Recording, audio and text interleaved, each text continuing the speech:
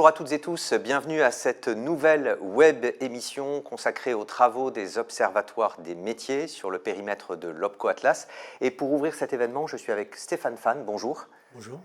Stéphane, vous êtes directeur adjoint des politiques de branche en charge notamment de la prospective. On va évoquer aujourd'hui avec vous, avec un certain nombre d'intervenants, les grandes lignes d'une étude sur les métiers en tension, en forte transformation, les métiers émergents, avec à la fois des données clés, des analyses, des témoignages, des illustrations sur d'abord l'ensemble des secteurs professionnels d'Atlas, et puis ensuite on fera 3 focus sectoriels, banque et finance, ingénierie et enfin le secteur numérique. Mais tout d'abord un quiz à vous proposer, à proposer aux participants de cette web émission tournée en studio. Le quiz est le suivant: quel est le taux moyen de tension sur les métiers du périmètre de l'OPCO Atlas, banque, assurance, expertise comptable et bureau d'études, sur les 4 grands secteurs? Est-ce que c'est 36%, 51%, 66% ou 81%? Donc une seule réponse possible et on va vous laisser un petit peu de temps pour répondre. En attendant, Stéphane, tout d'abord quelques rappels peut-être pour ceux qui ne vous connaissent pas ou qui vous connaissent peu, quelques données clés sur ce que recouvre l'OPCO Atlas. Alors, l'OPCO Atlas, c'est l'OPCO des entreprises du conseil et des services financiers.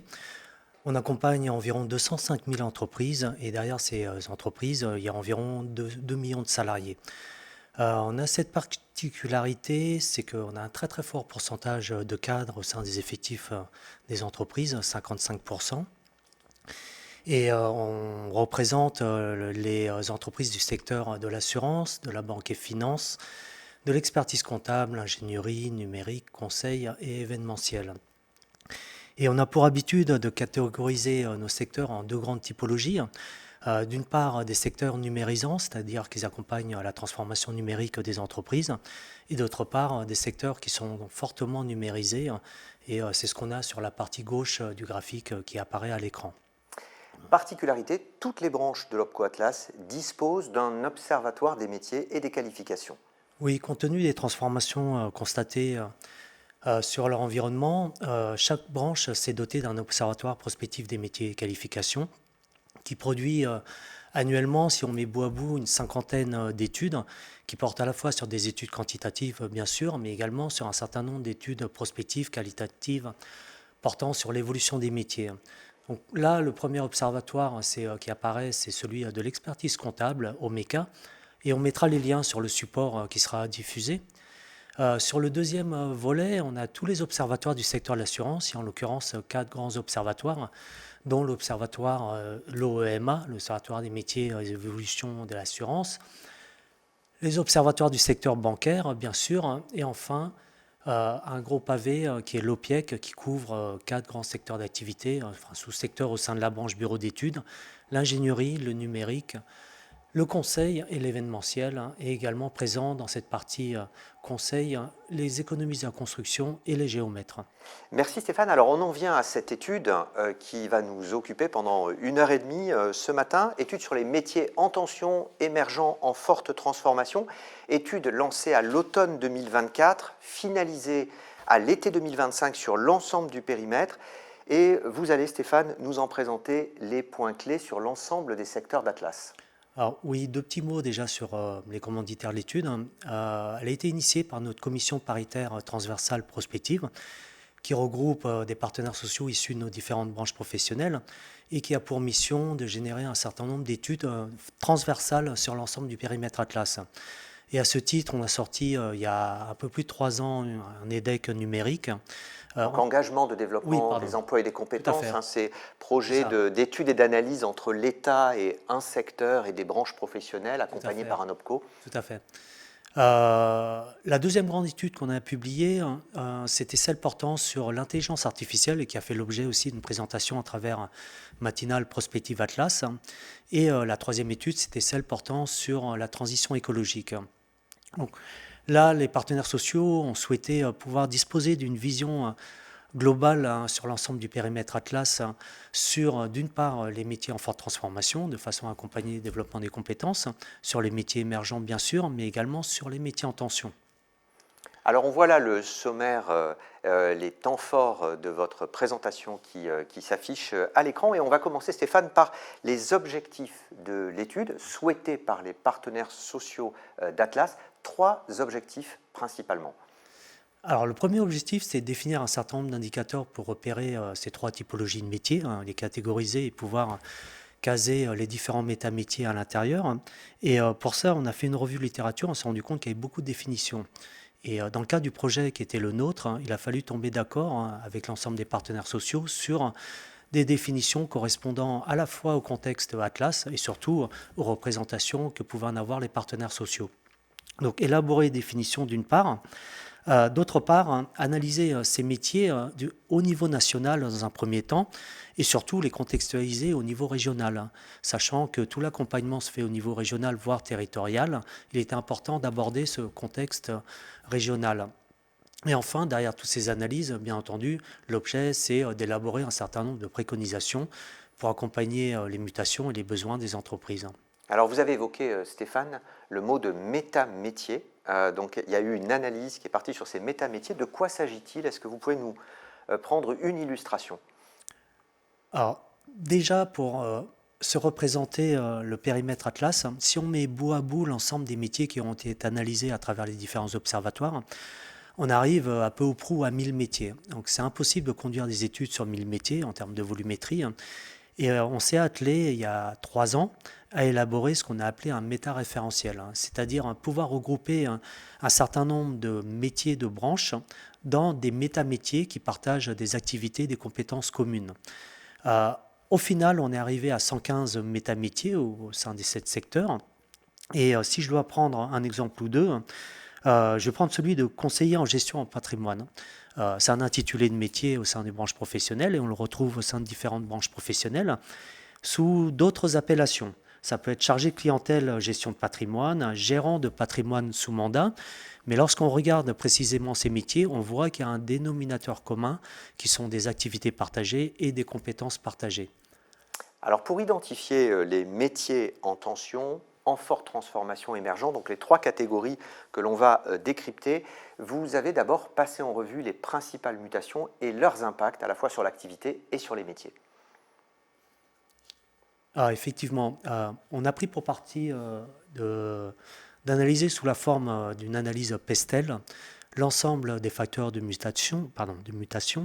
Et le premier facteur économique nous a permis d'identifier un certain nombre d'impacts qui ont eu des effets sur les activités des entreprises et a fortiori sur les métiers. Et en l'occurrence, là, si on prend les nouveaux acteurs, c'est notamment l'apparition de FinTech, AssureTech et de nouveaux acteurs GAFAM, nouveaux entrants sur les secteurs d'activité. Sur les technologies numériques, alors on les a abordées en long et en large dans les différentes études, mais pour en citer quelques-unes, ne serait-ce que celle d'actualité, l'intelligence artificielle bien sûr, mais également tout ce qui a trait à la blockchain, à l'Internet des objets, cloud, big data, etc. etc. Sur le politique législatif, il y a tout un ensemble, tout un corpus réglementaire générique à nos secteurs d'activité et qui sont partagés également par d'autres secteurs d'activité, bien sûr, toutes les directives CSRD, tout ce qui a trait au RGPD, l'IA Act, mais on a également un certain nombre, bien sûr, de réglementations propres à chaque secteur d'activité. Pour ce qui relève du social et RH, l'apparition est particulièrement renforcée depuis la période Covid, du télétravail, des nouvelles organisations, nouvelles formes de management, mais également aussi QVCT et autres facteurs. Et enfin, sur l'environnement, sujet d'actualité, bien sûr, tout ce qui est relatif au renforcement de la réglementation environnementale, et je ne vais pas tous les citer, mais tout ce qui est critères ESG et autres. Alors, on va analyser successivement les métiers en tension, en forte transformation et enfin émergents. Et on démarre par les métiers en tension. Qu'est-ce qui permet, Stéphane Fan, de les caractériser? Alors, je vais commencer par citer déjà le gros travail qui avait été effectué par la DARES et par France Travail pour définir les métiers en tension et mettre à plat une méthodologie très intéressante qu'on a essayé de retenir en grande partie pour identifier nos propres métiers en tension. Donc si je dois définir les métiers en tension, en tout cas c'est la définition que nous avons retenue dans le cadre de l'étude, ils se caractérisent par des difficultés de recrutement, perçues ou non par les entreprises, et liées notamment à de trop nombreuses offres d'emploi par rapport au vivier de professionnels potentiels. Bon, une fois dit ces éléments, il a fallu les analyser. Et pour les analyser, en fait, on a élaboré un indicateur de tension ad hoc qui comprend une double approche. D'une part, une proportion d'offres d'emploi par rapport à l'effectif global et qu'on a scoré à hauteur de 40%. Et le deuxième facteur qu'on a analysé, c'est le pourcentage de recrutement jugé difficile, qu'on a scoré à hauteur de 60%. Alors on va regarder quels sont précisément les principaux métiers en tension. On revient sur le quiz qui vous était proposé. Quel est le niveau moyen de tension dans les métiers du périmètre de l'OPCO Atlas? Est-ce que c'est 36%, 51%, 66% ou 81%? Donc on découvre les résultats. Votre vote majoritairement s'est porté sur 51%. Donc vous êtes voilà, presque la moitié, 40%, a pensé que le taux moyen de tension est de 51%. Stéphane, quelle était la bonne réponse? Et on va la découvrir sur la slide qui suit. Donc, taux de tension moyen sur le périmètre. C'était 51%, la moitié des métiers, métamétiers en tout cas. Voilà, 51%, donc avec un taux moyen et des écarts qui peuvent être relativement importants. Quels sont les métiers qui sont aujourd'hui le plus en tension? On découvre à l'écran d'ici une poignée de secondes un graphique qui permet d'illustrer le positionnement des métiers par rapport à ce niveau moyen de tension. C'est la ligne médiane que l'on voit sur le graphique, 51%. Alors, en premier lieu, on a les métiers qui sont en lien avec l'expertise financière, notamment ce qui apparaît à l'écran, le spécialiste du front office, mais on a également les analystes financiers, crédits, spécialistes, conception et structuration de support financier, donc tout ce qui a trait au financier. Le deuxième gros volet, c'est les métiers des digitales. On les retrouve alors, un peu diffus dans ce graphique, mais c'est ce qu'on constate de façon transversale. Et ensuite, selon les secteurs d'activité, on a des métiers qui sont propres à chaque secteur d'activité. Pour citer celui de l'ingénierie, on va le voir plus tard aussi de façon un peu plus fine dans les présentations, on a le métier de géomètre qui ressort particulièrement, mais pas uniquement, et le métier de data scientist également qui apparaît de façon transversale. Alors après les métiers en tension, on va regarder deux autres catégories, les métiers en forte transformation et les métiers émergents. Et c'est le moment de vous proposer un deuxième quiz sur les métiers émergents. On anticipe un tout petit peu. La question va s'afficher. Lequel de ces métiers concentre actuellement le plus d'offres d'emploi? Pentester, ingénieur machine learning, ingénieur DevOps ou data engineer? Voilà, on vous laisse un peu de temps pour répondre et on va se pencher en attendant sur les métiers en forte transformation. Même question que tout à l'heure, Stéphane. De quelle manière avez-vous identifié ces métiers-là? Alors, même réponse, on a passé en revue la littérature. Il y a plusieurs définitions qui existent, notamment celle de France Compétences. On a échangé dessus et on est tombé, pareil, sur une définition qui correspond bien au périmètre Atlas, en tout cas dans l'idée qu'on avait besoin de se faire par rapport à l'analyse des métiers en forte transformation, et se caractérise par une importante évolution des activités réalisées et corollaire, un fort besoin en compétences. Et tout ça est lié à de fortes transformations qui sont numériques, environnementales, réglementaires, sociétales, etc.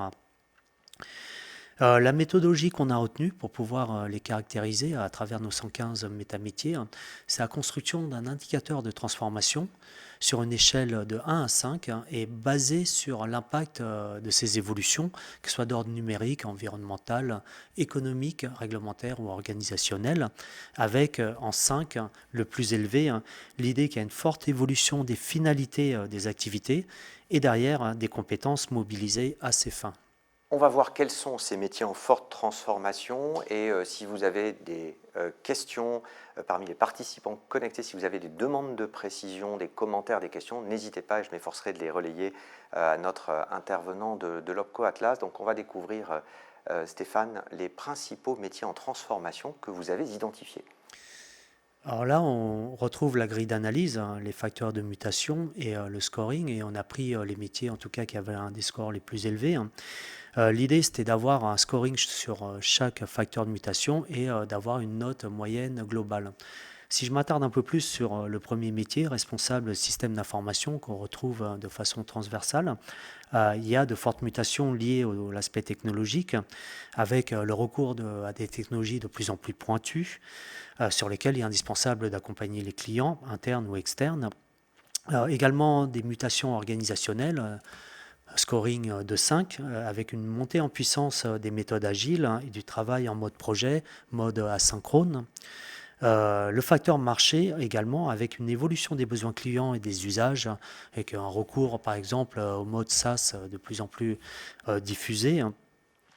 C'est cette logique qu'on a essayé d'avoir sur chaque métamétier. Alors on le voit, le scoring n'est pas le même selon les facteurs. Si on regarde un deuxième métier, par exemple spécialiste R&D industrie, on voit que le facteur transition écologique joue beaucoup à hauteur de 5, notamment lié aux nouveaux procédés, la prise en compte du cycle de vie du bâtiment, tout ce qui est développement en construction éco-responsable et prise en compte du risque climatique, bien entendu. Alors on en vient à la troisième catégorie, les métiers émergents. De quelle manière peut-on les caractériser et les repérer? Alors les métiers émergents, on a adopté la définition suivante. Ils répondent à des besoins nouveaux ou croissants liés à des évolutions économiques, technologiques, environnementales ou sociétales. C'est le premier point. Et le deuxième point, c'est qu'il s'agit de métiers qui n'étaient pas présents ou de façon marginale antérieurement à ces évolutions. On a bien pris soin aussi de repérer, ou en tout cas de dissocier des métiers émergents, des métiers en transformation dont l'intitulé aurait changé du fait de ces changements. Alors on va découvrir les 12 thématiques de rupture qui permettent à travers leur analyse de vérifier qu'il s'agit d'un métier émergent ou pas.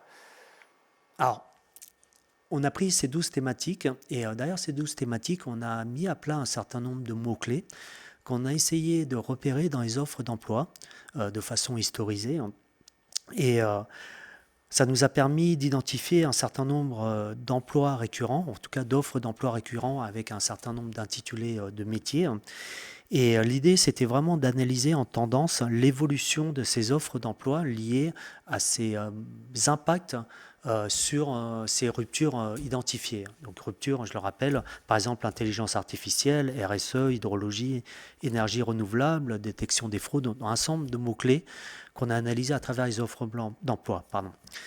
On a croisé ça bien sûr avec d'autres sources de données de façon à confirmer nos constats et ça nous a permis d'identifier un certain nombre de métiers dits émergents dans notre périmètre et ils sont au nombre de 12 métamétiers qu'on a caractérisés en termes d'évolution par rapport à la période 2017-2024. Alors on va découvrir quels sont les principaux métiers émergents, lesquels concentrent le plus d'offres d'emploi et on en arrive donc au résultat du quiz qu'on vous avait proposé tout à l'heure, à savoir quel est le métier qui concentre le plus d'offres d'emploi entre pentester, ingénieur machine learning, ingénieur DevOps ou data engineer.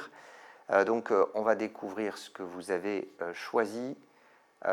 La moitié d'entre vous pense que c'est data engineer qui concentre le plus d'offres d'emploi. Quelle était la bonne réponse, Stéphane? C'est ingénieur DevOps. Ingénieur DevOps, et on va effectivement pouvoir le constater à travers le graphique que vous nous proposez. Voilà, on arrive effectivement sur ce graphique qui permet de lister les principaux métiers émergents. Ingénieur DevOps, c'est la première ligne. C'est là où on a le plus d'offres d'emploi en 2024, avec une très forte progression, on le voit à l'écran. Oui, il y a eu une multiplication par 9 du volume d'offres d'emploi entre 2017 et 2024. Et effectivement, les personnes qui assistent à ce webinaire ont cité Data Engineer et c'est celui qui a connu la plus forte progression. Même si en volume, on n'a pas le même volume que celui d'offres d'emploi d'ingénieur DevOps, hein, on constate que de 32, on est passé à 637 offres d'emploi identifiées sur le périmètre Atlas, ce qui est une multiplication par 20 du nombre d'offres d'emploi publiées sur ce métier, métamétier. Une question d'une participante qui nous dit, elle revient sur les métiers en tension. Pour les métiers en tension sur le périmètre Atlas, pouvez-vous préciser le spécialiste médical et médico-social? Parce qu'a priori, on se dit, est-ce que c'est vraiment le périmètre Atlas? Oui, c'est un peu particulier. On a dans le périmètre Atlas une branche qui est les sociétés d'assistance. Et en fait, les sociétés d'assistance, c'est ceux qui interviennent. Par exemple, lorsque vous êtes en voyage à l'étranger, il vous arrive un pépin médical et vous avez un numéro téléphonique et au bout du fil, il y a souvent un spécialiste, si jamais ça a trait au médical, qui est là pour vous conseiller pour les premiers soins et vous apporter aussi des conseils pour vous orienter vers le spécialiste adéquat sur le territoire ou le pays sur lequel vous êtes au moment de vos congés ou votre voyage touristique ou professionnel. Merci pour l'élément, Stéphane. Et on termine en quelques mots sur une synthèse de ce qu'on vient de voir avec le croisement à la fois de la tension et de la transformation des métiers. Alors c'est un graphique un peu complexe. On a essayé de positionner différentes informations sur ce graphique de façon aussi à identifier des typologies de métiers à accompagner. En axe d'abscisse, on a comment dire, l'indicateur de tension et en ordonnée, l'indicateur de transformation. Et ça nous a permis de repérer, bien sûr, tout à fait à droite les métiers les plus en tension, mais également de croiser ça avec leur degré de transformation. Et en haut, les métiers les plus transformés et également leur degré de tension. Et ce que vous avez aussi en termes de taille de bulle, ce sont les effectifs salariés présents au sein de chaque métamétier. Et l'idée de ce graphique, c'est aussi de travailler avec les acteurs autour de la table pour repérer les actions à conduire en fonction de chaque typologie de métier et surtout des proximités de métiers entre secteurs professionnels. Merci beaucoup Stéphane pour la présentation sur l'ensemble du périmètre Atlas et on va faire un premier focus sectoriel banque et finance avec un intervenant d'une caisse d'épargne qui va nous rejoindre, Rudy Lima.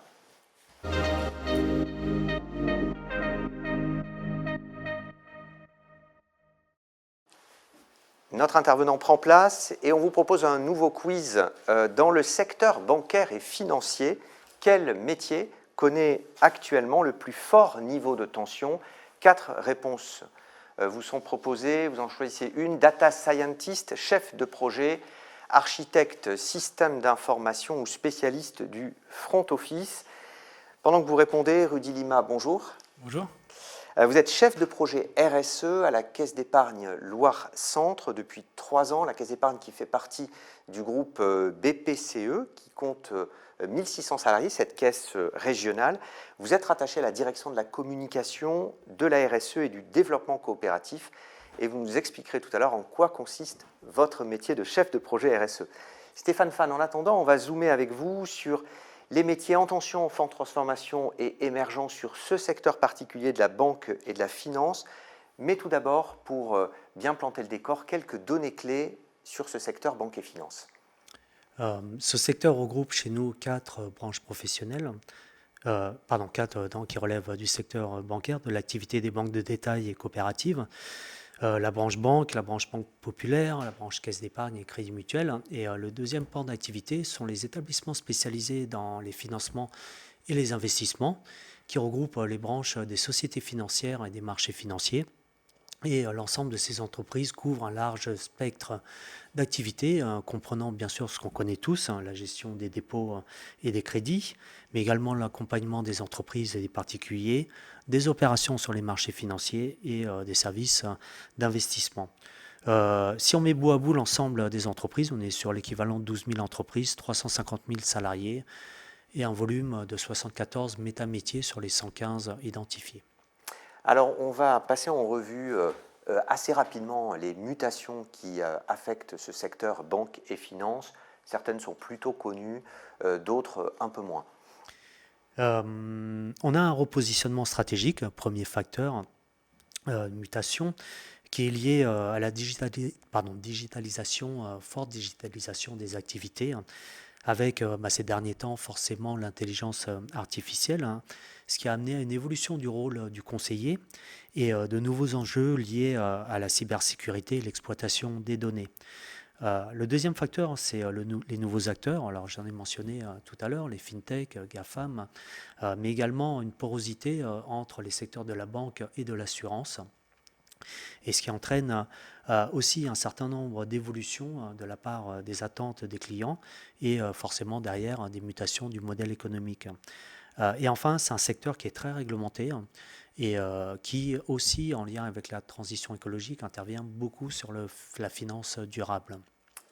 Alors, on découvre les réponses que vous avez fait, vous, participants, au quiz qui vous était proposé dans le secteur bancaire et financier. Quel métier connaît actuellement le plus fort niveau de tension? Data scientist, chef de projet, architecte SI ou spécialiste du front office. Et je vous propose de découvrir à l'écran. Donc, vous avez été un peu plus nombreux à choisir data scientist. La bonne réponse, c'était spécialiste du front office, Stéphane. C'est ça, tout à fait. Et on va pouvoir effectivement découvrir la bonne réponse à l'écran dans un graphique, dans un tableau où on a le top 10 des principaux métiers en tension relevant de la banque et de la finance. Alors, spécialiste du front office, moi je l'ai mentionné tout à l'heure sur le graphique, et il apparaît là parce qu'il relève du secteur bancaire. C'est lié à la rareté, la spécificité des profils, bien sûr, avec derrière des exigences très fortes, et ce qui fait que les entreprises ont beaucoup de difficultés à recruter sur ce métier. Pour ce qui est du deuxième volet, ce sont forcément des métiers liés à l'analyse financière. On est dans un secteur qui brasse beaucoup de chiffres, mais en particulier liés à une montée en puissance des exigences réglementaires et à la gestion des risques. Deuxième constat, sont des métiers transverses qui sont techniques, mais qui sont également concernés. Et quand je dis transverse, c'est par exemple les métiers du chiffre comme data scientist, qu'on constate comme métier en tension de façon transversale sur l'ensemble de nos secteurs d'activité. Parce que même si il est apparu maintenant, si je réfléchis, pas loin d'une dizaine d'années, on constate quand même de forts besoins de recrutement sur ces métiers et de fortes difficultés de recrutement. En quelques mots, Stéphane, on a plusieurs participants qui nous demandent que recouvre la catégorie de métiers du risque. Quelques précisions sur ces métiers. Alors, les métiers du risque, c'est tout ce qui a trait. Alors, je ne suis pas un spécialiste des métiers du risque, mais c'est tout ce qui est la gestion des risques liés aux activités bancaires, et notamment la détection des fraudes, et la numérisation croissante aussi, le recours à l'intelligence artificielle derrière la détection des fraudes. Qu'on peut retrouver notamment à travers aussi toutes les catégories de conformité, où là on peut gérer au regard des normes et des réglementations. Oui, alors il y a des réglementations, on parle aussi par exemple BAL 3, enfin d'autres réglementations propres à l'activité bancaire. Et effectivement, la réglementation, propres, c'est ça. Quand on croise les métiers en tension et les métiers en forte transformation, on a un graphique qui va s'afficher à l'écran d'ici une poignée de secondes. Je vous laisse le commenter. Alors, même logique, axe abscisse tension, axe ordonné forte transformation, et on a une plus forte concentration autour de la moyenne, qui était de 51% Atlas, et avec une taille des bulles qui sont liées notamment à des métiers de la relation client.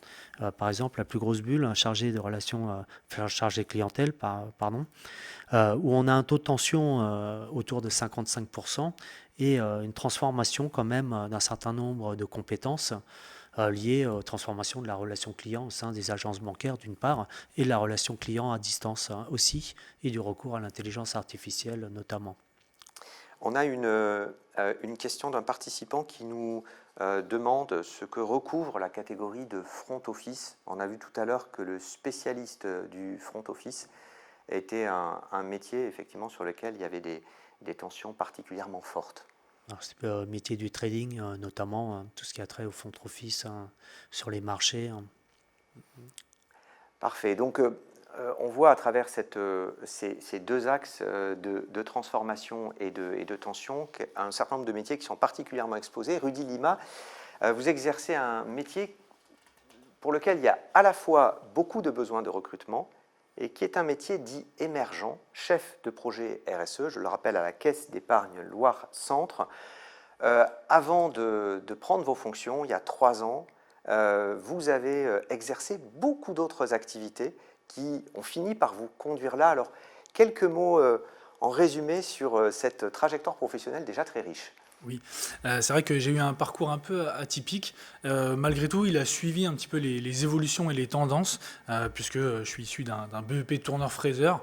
Et ensuite, j'ai pu enchaîner, me réorienter sur un bac pro commerce, au sein duquel j'ai pu aussi par la suite continuer sur un IUT GEA, gestion des entreprises et des administrations, au travers duquel j'ai pu découvrir le marketing, une matière qui m'intéresse énormément, qui s'attarde sur son environnement, l'étude de son environnement. Ça m'a beaucoup servi parce que j'ai pu, grâce à cette matière, passer les concours passerelles, intégrer une école de commerce à Dijon, où là, pareil, j'ai voulu également suivre les tendances et avoir un parcours un peu différent. J'ai suivi un parcours anglophone, associatif, et j'ai voulu prendre de l'expérience. Donc j'ai fait une année de césure également, où j'ai pu réaliser 2 stages. Un premier stage au sein d'Ubisoft, où il fallait lancer des jeux vidéo à travers la zone EMEA. Et ensuite un autre stage au sein d'M6, dans la partie édition, donc tout ce qui est livres qui découlent des programmes de la chaîne. Et pour faire encore plus d'expérience, j'ai réalisé également un semestre d'études à l'étranger pour passer un MBA en marketing international aux Philippines. Et pour mon stage de fin d'études, j'ai rejoint Canal+ Overseas, la filiale internationale, qui m'a permis ensuite de déboucher sur une première expérience en tant que chef de rubrique web pour Canal+ Overseas. J'ai ensuite travaillé chez SFR pour du cloud gaming, le fait de jouer à des jeux vidéo sur sa box. J'ai enchaîné avec Citroën, où là j'ai plutôt travaillé sur des services connectés, toute la relation et la communication entre les véhicules et les utilisateurs. Et j'ai ensuite participé à diverses activités au sein de France Télévisions pour tout ce qui est Culture Box et le lancement de la nouvelle chaîne France Info, donc c'était en 2016, avant d'être recruté par la Caisse d'épargne Loire-Centre en tant que chef de projet digital, puisque j'ai suivi les évolutions du digital à travers ces expériences.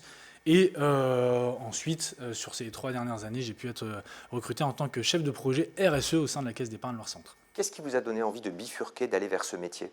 Oui, alors déjà, c'est l'envie de changer. Ça faisait une dizaine d'années que j'étais chef de projet plutôt orienté sur le digital. Également des convictions personnelles qui ont fait que je me suis orienté vers la RSE. Le poste s'est ouvert, j'ai pu postuler et être intégré, puisqu'auparavant, la RSE était gérée dans plusieurs directions avec plusieurs personnes, et c'était compliqué d'effectuer une veille, une coordination, notamment pour tout ce qui est calcul du bilan carbone. Et donc, j'ai pu être recruté. Il a fallu que je suive des formations en interne, notamment, avec des modules qui étaient proposés par le groupe BPCE, qui a d'ailleurs racheté les droits de la AXA Climate School, qui en plus, sur les dernières saisons, agrémenté cette solution avec des modules spécifiques sur les métiers que compose notre groupe. Je me suis également formé à la fresque du climat, je suis moi-même fresqueur, à l'interne et à l'externe, et puis de l'auto-formation avec beaucoup de lecture, parce que c'est un domaine très intéressant, et le lien également avec les autres chefs de projet d'autres caisses d'épargne régionales, qui a fait que on peut monter en compétences assez rapidement, il suffit de s'intéresser et d'y aller. 2-3 exemples, Rudy Lima, peut-être à nous partager de missions au quotidien d'un chef de projet RSE?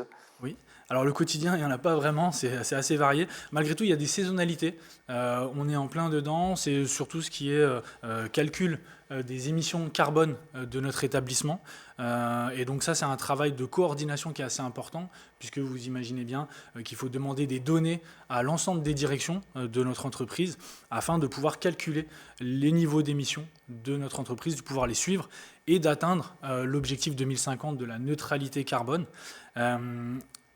Suite à ça, ça nous permet de mener des plans d'action pour diminuer nos émissions de CO2. On a diverses actions qui sont menées, on réduit les flottes de véhicules, on essaye de les électrifier également. On a essayé de mettre de la géothermie dans certains de nos bâtiments, on travaille sur des projets de panneaux photovoltaïques. On a tout le travail autour de la rationalisation des mètres carrés, comme beaucoup d'entreprises. Également tout le travail autour des énergies, avec tout ce qui concerne l'eau, le chauffage, etc. et tous les achats responsables. Donc ça, c'est quelles sont les actions qu'on va mener tout au long de l'année suite aux indications qui nous sont données par le bilan carbone. Au-delà de ça, on a tout l'aspect extra-financier également, et le réglementaire, comme ça a été indiqué. On avait auparavant ce qu'on appelait la DPF, la déclaration de performance extra-financière. Celle-ci s'est arrêtée au profit de la CSRD. Et il faut savoir que c'est un peu particulier parce qu'on est sur le début de cette réglementation et c'est le groupe BPCE qui est soumis aujourd'hui. Les établissements régionaux, eux, peuvent publier des données extra-financières sous ce qu'on appelle un rapport d'impact volontaire. Donc ça, c'est ce sur quoi on travaille. Et la RSE, c'est également la partie sociétale. Et donc, sur cet aspect-là, tout au long de l'année, on mène des actions solidaires, grâce notamment avec notre fondation d'entreprise Caisse d'épargne leur centre, qui, sur plusieurs thématiques, que sont la maladie, la santé, l'insertion socio-professionnelle, l'environnement, l'inclusion par le sport et la jeunesse, eh bien, nous permettent d'aller à la rencontre des associations et du tissu associatif local pour les aider à mener les projets. Ouais, c'est un métier finalement sur lequel il y a beaucoup de polycompétences et d'ailleurs ça fait le lien, Stéphane Fan, avec des préconisations issues de l'étude pour amener à développer ou à renforcer un certain nombre de compétences. Oui, on a identifié dans le cadre de l'étude 4 grands volets. Le premier volet, c'est bien sûr de former aux compétences data et IA, compte tenu aussi de la transformation numérique et du recours de plus en plus fréquent à l'intelligence artificielle à travers l'analyse des données, supervision des algorithmes, mais également tous les outils d'IA générative. Le second volet est lié au renforcement de l'expertise en finance durable et aux critères ESG, avec une évaluation aussi des risques climatiques, bien sûr, qui est fortement présent. Développement de produits financiers durables dans cette logique. Troisième volet, adapter les compétences à la cybersécurité et à la protection des données, compte tenu aussi de l'ensemble du corpus de données qui est géré par les établissements bancaires. Et enfin, dernier volet, le développement des soft skills pour le conseil stratégique et l'innovation. Rudy Lima, quelques illustrations pour prolonger les propos de Stéphane Fan sur les compétences qui sont requises d'un chef de projet RSE et compétences qui ont tendance à s'étoffer ces dernières années d'ailleurs. Tout à fait, puisque le métier, comme vous l'avez pu le voir, est très, très complet et ça nécessite de s'intéresser et de se former à beaucoup de domaines. Il y en a un qui revient régulièrement et qui est un peu un fil rouge, c'est la communication. Puisque voilà, c'est un domaine qui n'est pas encore très, très connu, sur lequel bien, il faut embarquer les collaborateurs et savoir communiquer de la bonne façon. Donc tout au long de l'année, on mène des missions et des actions de sensibilisation et d'acculturation. Donc il faut savoir engager les collaborateurs sur ces sujets-là à travers des quiz, des jeux concours, des conférences, des webinaires, etc. Tout cela, c'est aussi pour donner du sens aux collaborateurs et aux collaboratrices de la Caisse d'épargne leur centre et du groupe plus largement, et pouvoir leur permettre de comprendre quel est le sens donné aux actions que nous menons, notamment en vue de diminuer nos émissions de CO2 et toutes les actions dont j'ai pu parler précédemment. Il y a tout un aspect également veille et réglementation, que ce soit européenne, nationale ou locale. Donc là, il y a le groupe BPCE qui nous apporte une certaine veille, mais il faut aussi avoir une veille personnelle, donc pouvoir consulter des sites spécialisés, recevoir des newsletters sur ces thématiques-là, etc. Et quand on prend des exemples de réglementation qui vont ensuite avoir un impact sur notre activité en tant qu'entreprise, mais également sur nos clients. Quand on prend l'exemple des zones à faible émission, même si je ne sais pas s'il faut parler au présent ou au passé, eh bien voilà, ça a des incidences sur nos déplacements, sur les localisations de nos agences et également sur les prêts que nous allons accorder et l'impact que cela peut avoir sur nos clients qui peuvent dépendre de ces zones à faible émission notamment. Alors il y a quelques commentaires, Rudy, de participants. Une participante qui dit « Bravo, quel parcours !» Une autre qui dit « Parcours qui montre une forte curiosité et une adaptabilité incroyable !» Et peut-être un dernier élément justement pour évoquer cet aspect de polycompétence sens dans votre métier de chef de projet RSE, c'est qu'on parle de plus en plus d'intelligence artificielle frugale. Et avec finalement l'essor des intelligences artificielles génératives, c'est aujourd'hui une nécessité de s'intéresser au sujet. C'est pas simple. Oui, c'est pas simple. Et c'est vrai que moi, au sein de la Caisse d'épargne Renaissance, je suis également ambassadeur IA. Et avec cette casquette de chef de projet RSE, eh bien, on essaye d'engager les démarches autour de l'IA auprès des collaborateurs et essayer d'aborder cela sous un sens plutôt frugal, comme vous l'avez dit, puisque on le sait, c'est très énergivore. Et donc, on essaye de former nos collaborateurs et nos collaboratrices à l'IA. Le groupe BPCE d'ailleurs propose une solution globale et sécurisée qui permet d'utiliser l'IA dans nos activités et avec plusieurs moteurs déjà très connus.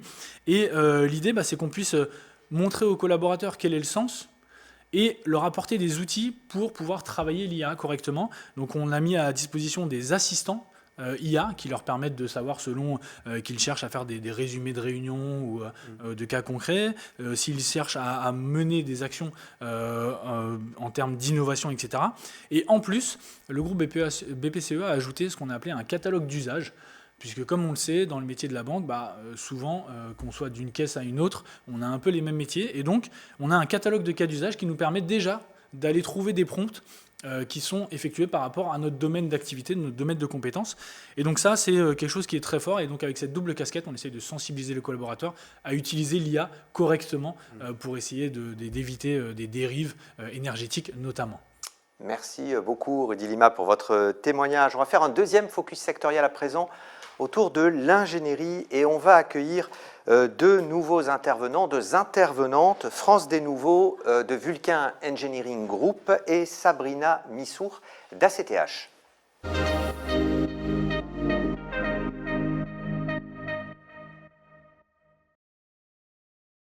intervenantes prennent place. On va vous proposer un nouveau quiz parmi les métiers suivants en forte transformation. Lequel compte aujourd'hui le plus grand nombre de professionnels? Une réponse à choisir parmi les 4 proposés: intégrateur, solution digitale, architecte système d'information, chef de projet ou encore chef de produit. En attendant, on vous présente nos deux intervenantes. France Des Nouveaux, bonjour. Bonjour. Vous êtes DRH France de Vulcain Engineering Group qui emploie 6500 salariés, 80% travaillent en France, 75% sont cadres. Vous avez plusieurs domaines d'expertise forts, comme le nucléaire, le gaz, les énergies renouvelables, l'industrie pharma, mais aussi le ferroviaire, les infrastructures ou encore le naval. Deuxième intervenante, Sabrina Missour. Bonjour. Bonjour. Sabrina, vous êtes responsable commercial et communication au sein d'ACTH. C'est un organisme de formation qui a été créé en 1990 par un architecte qui emploie aujourd'hui 6 salariés et qui compte une vingtaine de consultants formateurs externes avec des formations notamment AutoCAD, les outils de conception assistée par ordinateur et des formations à la maquette numérique, le BIM, dispensées pour le compte de l'Opco Atlas. Et on verra comment ces formations évoluent au fil du temps en fonction des transformations des métiers. Stéphane, en attendant d'avoir ces témoignages et ces illustrations, quelques données clés pour déjà situer le secteur de l'ingénierie. Alors, l'ingénierie au sein d'Atlas, c'est un domaine d'activité qui relève de la branche bureau d'études. Ce sont 30 000 salariés, 360 000 salariés regroupés au sein de 30 000 entreprises qui interviennent dans le domaine du conseil en technologie, d'ingénierie de construction, d'ingénierie de process. Et sur le périmètre Atlas, ça représente l'équivalent de 30 métamétiers. Alors on va voir quelles sont les principales mutations qui impactent fortement ces métiers. Certaines, là encore, c'est plus un rappel, plus connu, et puis quelques spécificités, Stéphane. Le premier point, c'est qu'on a une mobilisation d'outils de plus en plus pointus à travers le BIM, les jumeaux numériques, l'intelligence artificielle bien sûr, l'Internet des objets, les systèmes embarqués, ce qui amène derrière à une montée en compétences et une adaptation croissante aussi à tous ces enjeux liés à la transformation numérique. Le deuxième point, c'est une adaptation plus forte au travail en mode hybride, avec un recul de l'intervention sur site, du fait qu'on a de la gestion de projet à distance, et que des nouvelles méthode de coordination, digitalisation des échanges et forcément derrière une maîtrise des plateformes collaboratives. Et enfin, des nouvelles activités en lien avec les enjeux environnementaux. Tout ce qu'on a pu citer précédemment, mais également l'intégration des impératifs de décarbonation dans la conception, des logiques d'économie circulaire aussi liées à une nouvelle vision du cycle de vie, un renforcement des normes et bien sûr les critères ESG également, et une hausse des risques naturels liés au changement climatique. Merci. On va voir quels sont les métiers les plus en tension dans l'ingénierie, mais juste avant, je relais la question d'un participant. Est-ce que l'impact carbone a été calculé sur l'IA? Et je pense qu'on peut renvoyer Stéphane à la précédente web émission qu'Atlas avait organisée, qui est en ligne sur votre site, sur l'IA, où un représentant de l'ADEME avait pu justement donner des éléments sur à la fois la forte progression de l'empreinte carbone de la data et de l'IA, et puis aussi sur les calculs qui avaient été faits. Donc on en vient aux métiers les plus en tension, qu'on va découvrir à l'écran avec 7 métiers, un tableau des 7 métiers les plus en tension. Ce qu'on constate en haut du tableau, ce sont des métiers qui sont étroitement liés au traitement de données. Le métier de géomètre à hauteur de 76% au niveau de tension et le métier de data scientist. Pour ce qui est des métiers cœur de métier, on est sur un taux de tension moins élevé. Alors c'est lié aussi à la méthodologie qu'on a adoptée, qui est basée notamment sur les offres d'emploi, et on n'a pas pu forcément analyser tout ce qui est relatif au recrutement via de la cooptation ou via le marché caché. Enfin, ce qu'on constate également, c'est qu'on a des tensions plus faibles sur des postes support ou fonctionnels, où on a des taux de tension à hauteur de 40%. Donc s'il faut retenir sur les métiers, en tout cas sur les métiers du chiffre d'une part, et sur certains métiers transversaux, comme juriste, responsable qualité ou achat, où on retrouve ces métiers également présents dans d'autres secteurs d'activité. Merci Stéphane. On en vient à la question qu'on vous avait posée, le quiz qui vous était proposé parmi les métiers en forte transformation suivants. Donc il y avait 4 métiers proposés. Lequel compte aujourd'hui le plus grand nombre de professionnels? Donc on avait ingénieur solutions digitales, architecte SI, système d'information, chef de projet ou chef de produit. Une majorité d'entre vous a choisi chef de projet. Et effectivement, c'était chef de projet. C'est la bonne réponse. On va découvrir à travers le graphique qu'ont préparé les équipes d'Atlas, Stéphane, un croisement des indicateurs de tension et des indicateurs de transformation, et je vous laisse commenter ce graphique. Alors, tout à droite du graphique, on retrouve les métiers les plus en tension, mais également qui rencontrent des transformations sur leur périmètre. Je l'ai mentionné tout à l'heure en haut du tableau, géomètre, data scientist, mais c'est également le cas pour les métiers d'audit ou responsable qualité au sein de l'ingénierie. Et par contre, ceux qui rencontrent les plus fortes transformations sont les métiers liés au système d'information, avec en top le responsable système d'information. Merci beaucoup. On va illustrer ce qu'on vient de voir avec Vulcain Engineering Group, France des Nouveaux. Tout d'abord, une question très basique. Quelle est l'ampleur aujourd'hui de vos besoins de recrutement? Où se situent les tensions les plus fortes? Alors, compte tenu de la rotation naturelle des effectifs dans notre secteur d'activité, mais aussi des besoins croissants de nos clients pour de l'ingénierie plus agile, plus performante, on projette que pour l'année 2026, on attend environ 2000 recrutements. Des recrutements bien évidemment externes, mais aussi des recrutements grâce à l'acquisition de nouvelles structures. Si je regarde un peu les recrutements externes, on va se concentrer essentiellement sur des jeunes ingénieurs, Bac plus 2, Bac plus 3, environ 30% de nos effectifs, mais aussi des ingénieurs Bac plus 5, et puis des profils un peu plus expérimentés qui auront 3 à 5 ans d'expérience. Et si je reviens sur votre question sur les métiers en tension, je vais en citer que 3. Le premier, c'est autour de l'environnement. Vous citiez chef de projet environnement.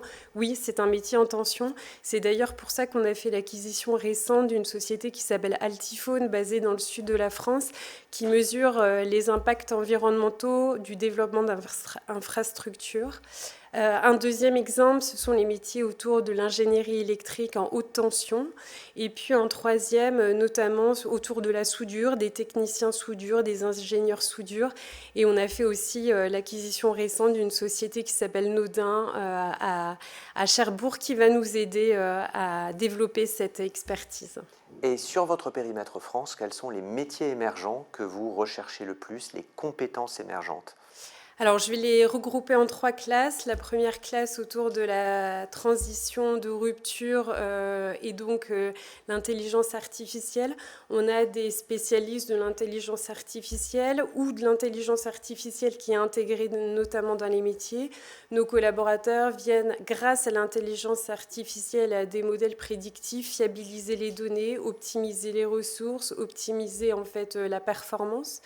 Deuxième grande classe, c'est tout ce qui est autour de la transition énergétique, où on a des besoins croissants de la part de nos clients, on a des facteurs réglementaires aussi qui sont assez forts, et donc on a des experts hydrauliques, experts énergie, qui viennent regarder dans quelle mesure ces matériaux vont permettre d'optimiser les cycles de vie en fait, des infrastructures. Un exemple très concret, on a une équipe d'ingénieurs, par exemple, qui travaille à comment réutiliser la chaleur, l'énergie des data centers en milieu aggloméré, en ville, notamment pour la chaleur des gymnases, reconvertir les énergies pour les lumières, les réverbères, etc. Donc ça, une illustration très concrète de cette économie régénératrice qu'on souhaite utiliser. Et puis peut-être vous citez aussi des métiers autour de la lutte contre la fraude, la compliance, on en a parlé tout à l'heure, mais c'est aussi pour ça qu'on intègre ça, notamment en ressources humaines, on vérifie systématiquement maintenant les diplômes des candidats qui nous rejoignent, ou encore on sensibilise l'ensemble des métiers fonction support au CFS, donc aux articles contrefaits, frauduleux, suspects. Merci beaucoup. Il y avait une question d'un participant, mais une réponse a été apportée sur le fil de discussion sur est-ce que ça existe des ingénieurs Bac+2. En fait, dans votre propos, c'était à la fois des techniciens à Bac+2, +3, je ne me trompe pas, et aussi des ingénieurs. Vous avez des besoins de recrutement forts en fait, sur ces 2 niveaux de qualification. Exactement. Lorsque on est DRH, sur un périmètre comme celui-là, on a énormément de canaux de recrutement pour essayer d'attirer et de combler les besoins de recrutement. Quelles sont les évolutions récentes que vous avez pu apporter sur ces canaux pour aller capter peut-être de nouveaux publics ? Alors bien évidemment, on travaille avec les réseaux sociaux, les job boards traditionnels, mais maintenant, depuis 2 ans, on a monté un comité prospectif au sein du groupe Vulcain avec la direction recrutement, la direction formation, les managers, les responsables de verticale pour étudier les métiers en tension, en transformation et d'accompagner les organismes de formation à intégrer les besoins des entreprises. Alors, Vulcain, mais d'autres entreprises le font également, et c'est pour ça que maintenant, dans les écoles d'ingénieurs, on forme notamment au numérique, à l'intelligence artificielle, ce qui n'était pas encore le cas il y a quelques années. Et on a aussi des écoles d'ingénieurs qui se spécialisent sur un certain nombre de verticales, notamment le nucléaire, parce qu'il y aura énormément de besoins. C'est déjà le cas, mais il y a des besoins fort croissants pour les années à venir. Et vous avez un comité prospectif en interne, vous êtes en relation avec quelques écoles, partenariat assez étroit pour essayer de se projeter à moyen terme.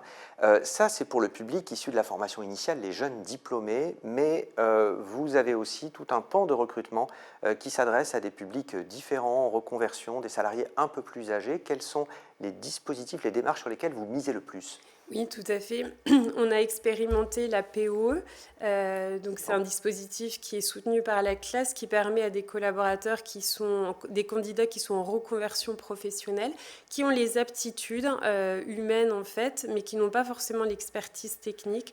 Donc on travaille main dans la main avec les organismes de formation, l'Atlas pour reconvertir ses collaborateurs.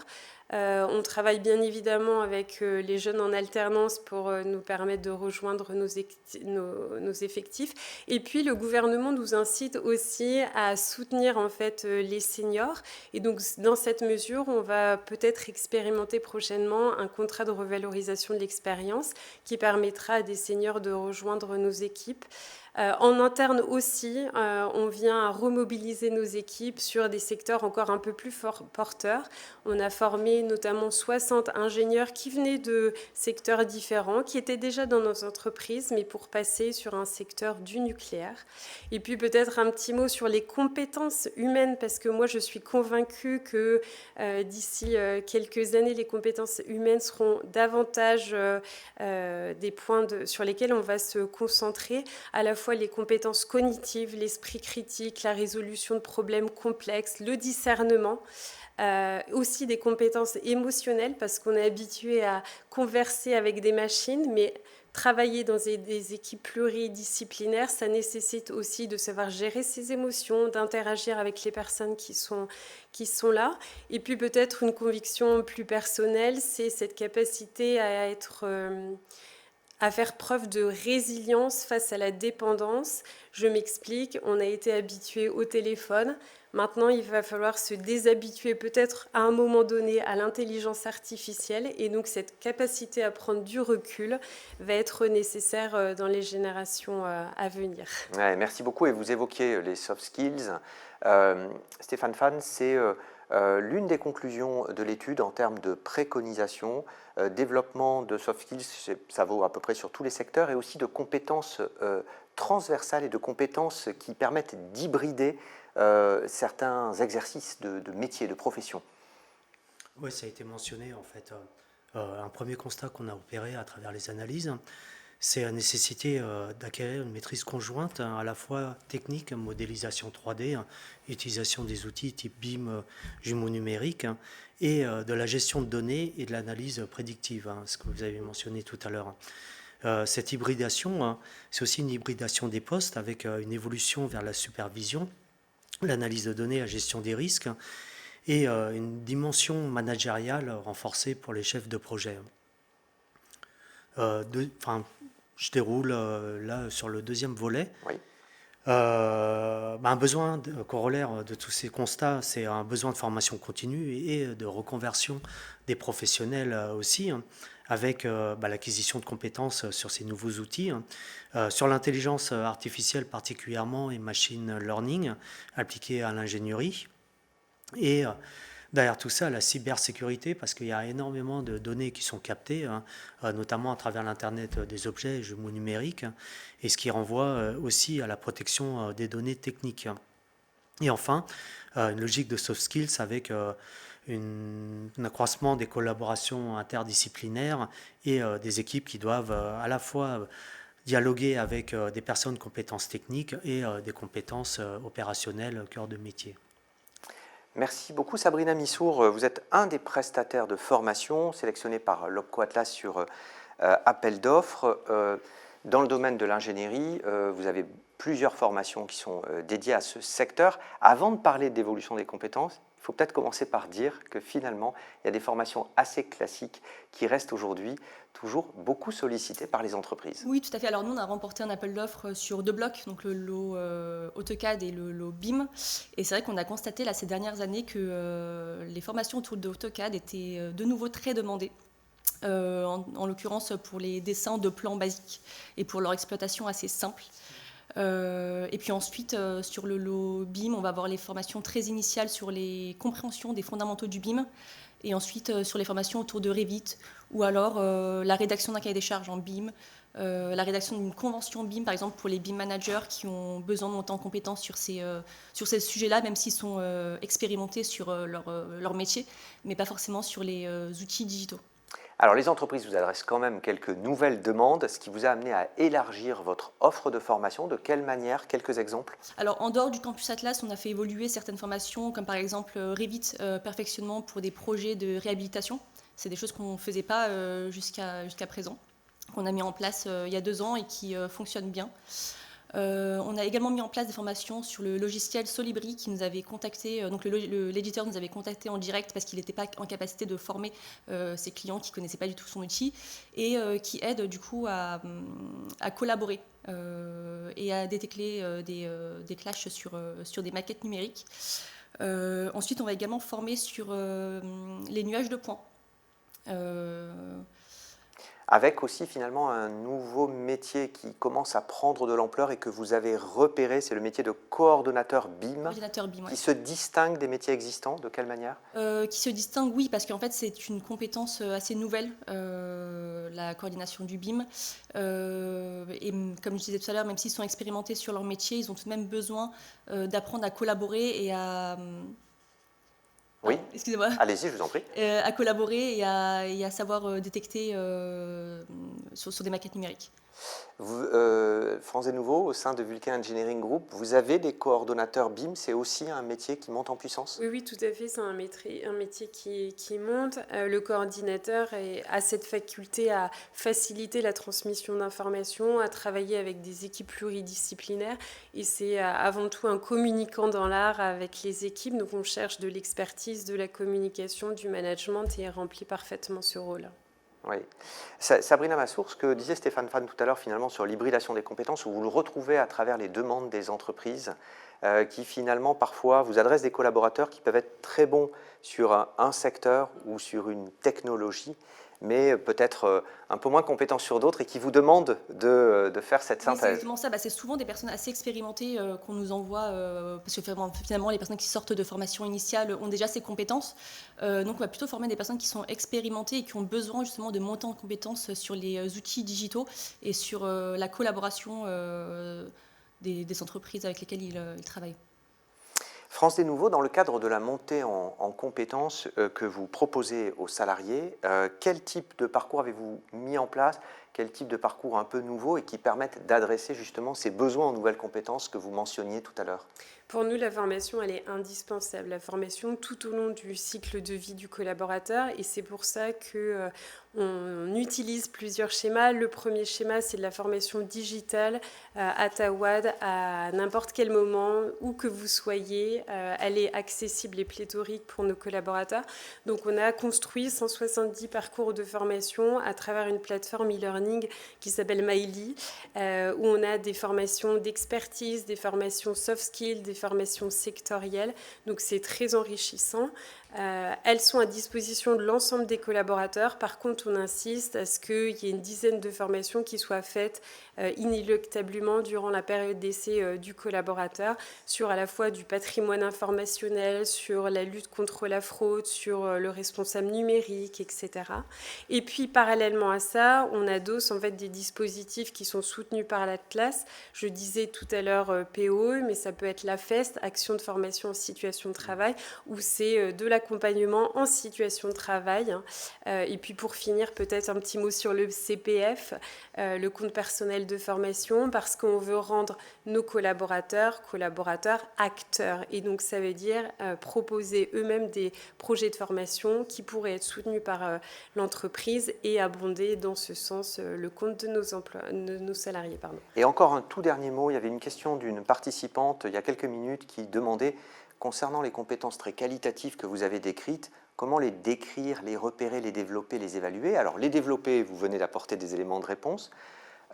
Pour les décrire et les repérer, ça se repère comment? Est-ce que l'entretien professionnel, par exemple, a pu être revisité? Est-ce que vous avez en interne mis en place des démarches qui vous permettent de les identifier mieux?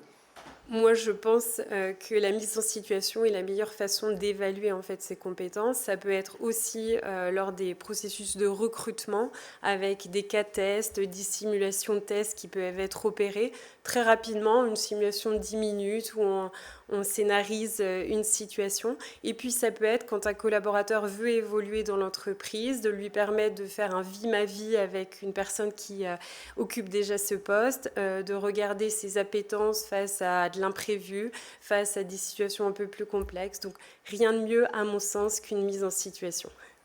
Merci beaucoup France des Nouveaux, merci Sabrina Missour. On va faire un troisième focus sectoriel, après banque et finance, après l'ingénierie. On va passer au numérique avec deux intervenants qui vont prendre place, Julien Mercier, dirigeant d'entreprise, et Laurent Gaudin, représentant d'un organisme de formation.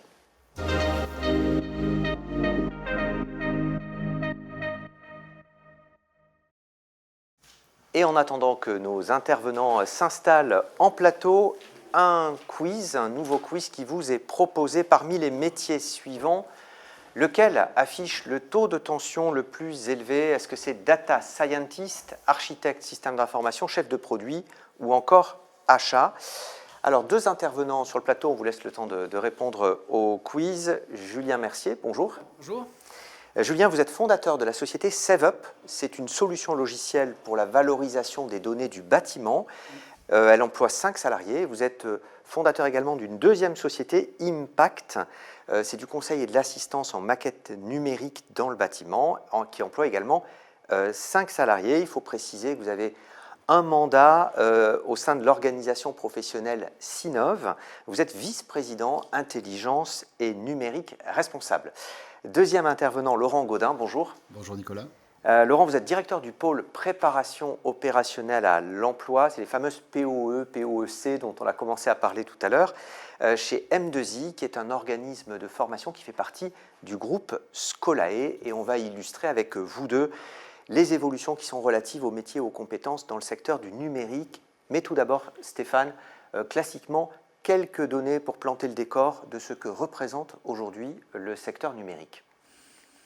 Alors, le numérique au sein d'Atlas, c'est un gros secteur qui regroupe 614 000 salariés, soit plus du quart des effectifs couverts par l'OPCO.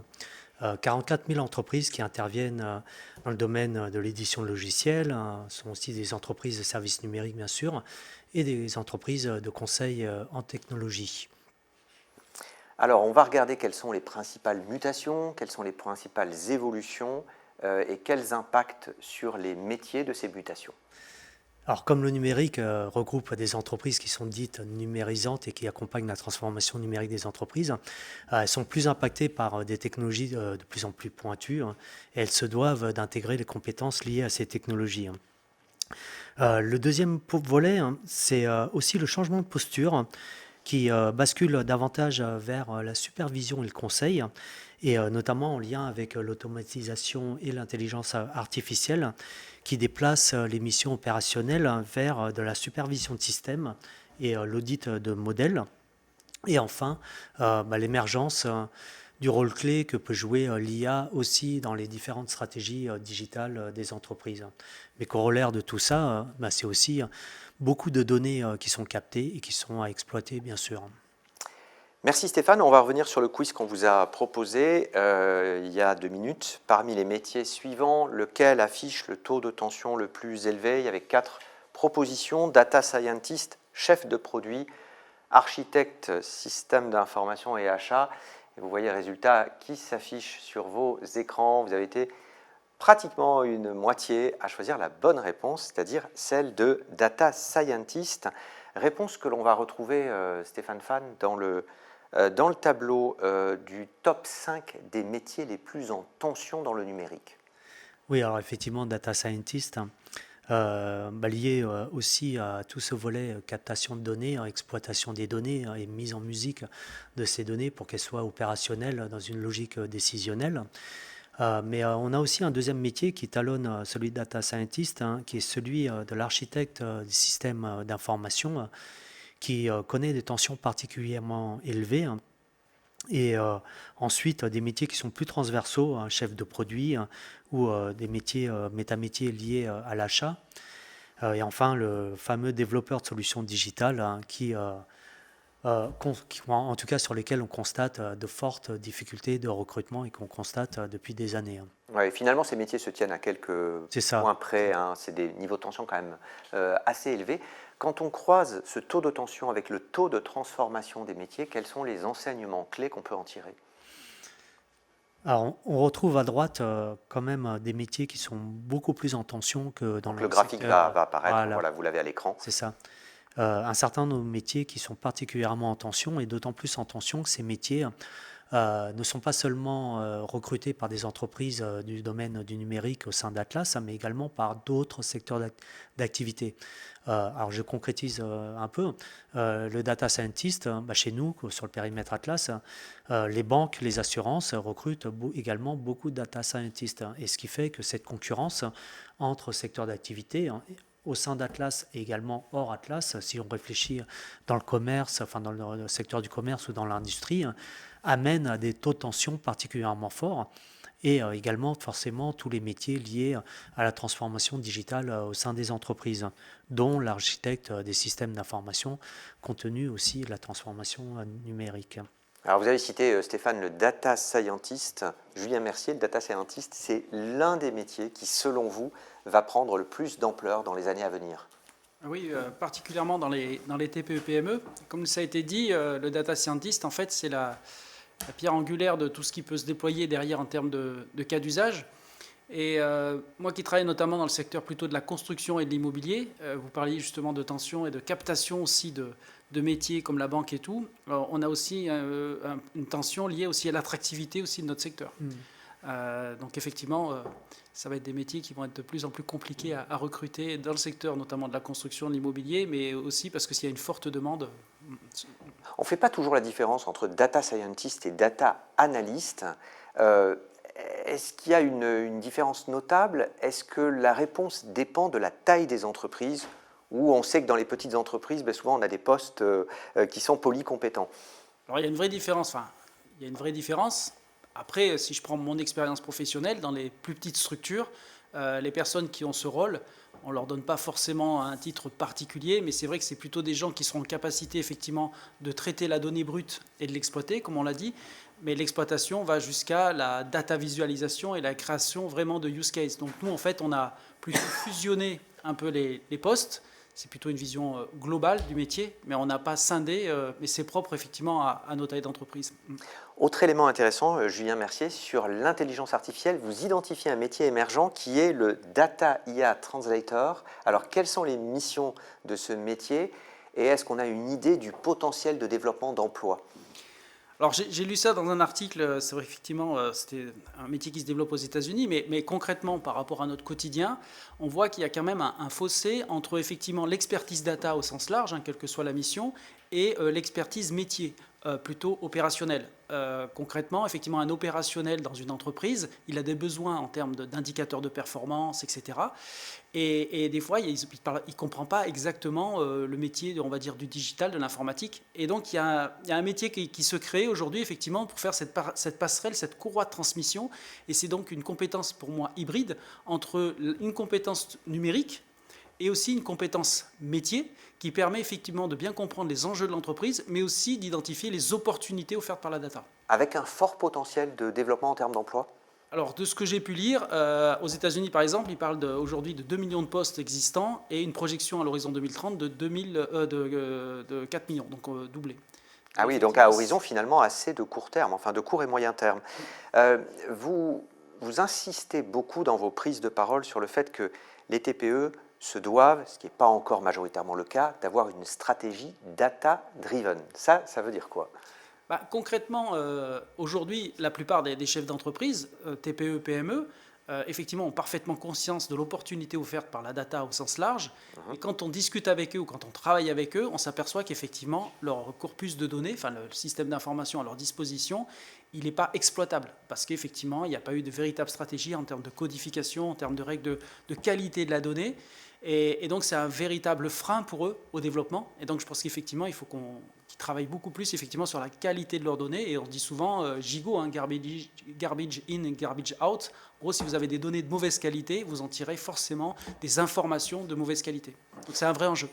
On a beaucoup mis l'accent sur le chef de projet comme étant finalement un métier émergent, dont les compétences évoluent, en forte tension de recrutement. Dans le secteur numérique, c'est vrai comme dans beaucoup d'autres secteurs, il y a une polycompétence qui est particulièrement forte. Ça s'illustre comment dans les entreprises du numérique et notamment dans les petites?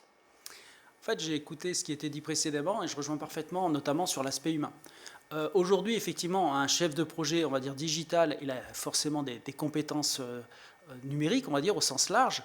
Mais le vrai sujet, c'est la conduite du changement. C'est comment, effectivement, embarquer une stratégie digitale au sein d'une entreprise, comment expliquer, effectivement, les bénéfices que ça peut apporter et les efforts qu'il y aura à faire. Donc il y a tout un sujet.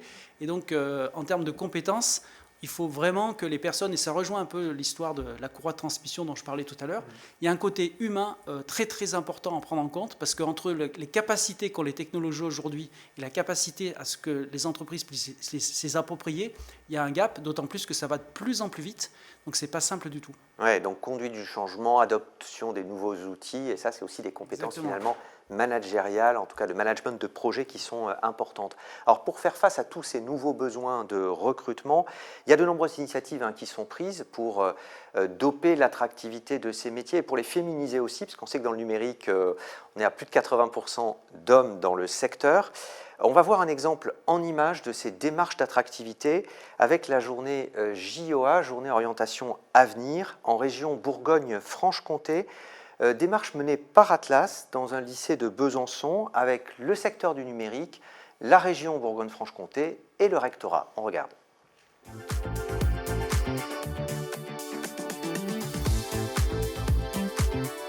Aujourd'hui, c'est le jour J, JOA, édition spéciale Hacker les stéréotypes au sein du lycée Julag à Besançon.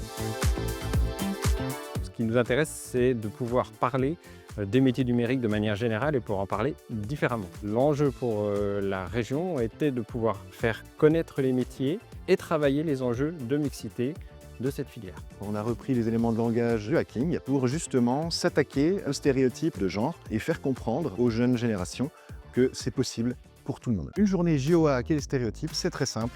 Un lancement en plénière, tous ensemble dans un amphithéâtre, et ensuite des petits groupes qui passent d'atelier en atelier, de 30 minutes maximum. Le concret de ces ateliers, ce sont des professionnels qui viennent parler avec des termes techniques, qui viennent en complément de nos enseignants. On a des retours plutôt intéressants sur notamment tout ce qui va tourner autour de l'IA. On sent que là, ça répond et ça rebondit. Et puis après, les retours qu'on a, c'est surtout lié au fait qu'il y a une certaine diversité dans les métiers du numérique qu'ils n'avaient pas forcément en tête. C'est une très belle expérience. Les JOA, c'est très important pour nous. Les élèves sont très curieux par ce qu'on peut leur dire, donc en termes de métier, en termes de compétences. Et donc voilà, les débouchés qu'on leur a pu leur présenter les ont plutôt intéressés. Je pense que c'est assez ludique. Ça nous montre les différentes branches de métier, les stéréotypes aussi qu'on a sur le numérique. J'ai découvert qu'il y avait vraiment une grosse diversité de métiers dans l'informatique. Puis ils nous ont aussi très bien expliqué toutes les différentes études qu'il y avait pour faire ça. Je trouve ça vraiment déjà plus intéressant maintenant que je suis un peu plus instruite sur la chose, on va dire. L'engagement des acteurs du territoire, c'est pouvoir avoir une action qui puisse appuyer sur tout un panel d'intervenants et c'est ce qui permet d'avoir une action la plus riche possible et sans doute aussi la plus diverse dans la façon dont on intervient et on aborde cette question des métiers du numérique. C'est une vraie réussite. Je trouve que c'est la bonne manière, une manière moderne de les toucher aujourd'hui. Ils sont très demandeurs de choses plus concrètes, présentées de manière plus créative. Il faut savoir évoluer vers ça le plus possible. Un regard très positif sur ce type d'action et sur les projets nés de l'appel à projets porté par la région.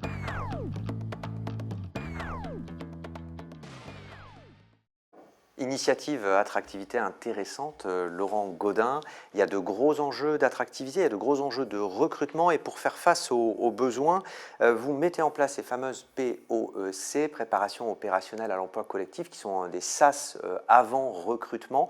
Vous êtes un des prestataires de formation sélectionnés par Atlas sur appel d'offres et notamment sur le métier en tension de data analyst, démarche qui vous permet d'aller chercher des publics différents.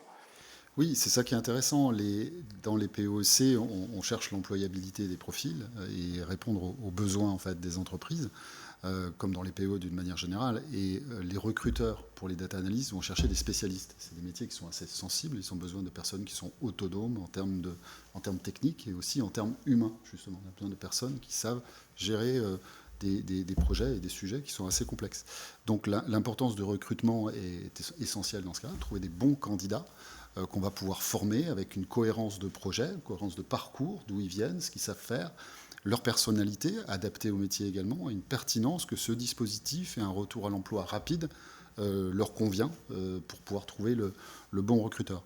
Donc on a des équipes derrière qui vont travailler sur des viviers, on va animer des ateliers, on va animer des réunions d'information également, pour accompagner en fait, des demandeurs d'emploi et des demandeuses d'emploi, très souvent sur ces métiers de la data, vers un nouveau métier, vers une nouvelle perspective professionnelle pertinente par rapport à leur profil. Et un mot sur la féminisation, parce que vous arrivez à avoir des promos où il y a entre 30 et 50% de femmes, ce qui est plutôt pas mal si on regarde la proportion des effectifs dans le secteur.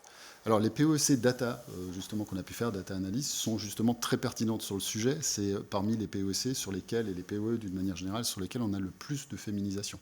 On arrive parfois à 80% des cohortes qui vont être féminines. D'une manière générale, c'est vrai que les entreprises jouent plutôt le jeu de la diversification grâce au dispositif de reskilling, et notamment la POE. Ça leur permet de diversifier les sources, de ne pas avoir qu'une seule tête, d'avoir des profils différents, et notamment des femmes. Oui, et finalement, cette formation de data analyst recouvre aussi des compétences qui peuvent parfois être, qu'on peut trouver dans d'autres métiers, comme celui de data scientist. Vous avez aussi des PO qui sont beaucoup plus spécialisés sur des technologies, et par exemple SAP ou Salesforce, et qui peuvent permettre après formation d'élargir un peu le champ des compétences des personnes formées. Oui, là on se base sur les besoins réels de recrutement des entreprises, donc c'est des observations complètement terrain. Nous sommes un organisme de formation qui fait beaucoup de formations avant tout professionnelles, on a un peu plus de 2000 références, donc on travaille au plus près avec les ESN par exemple.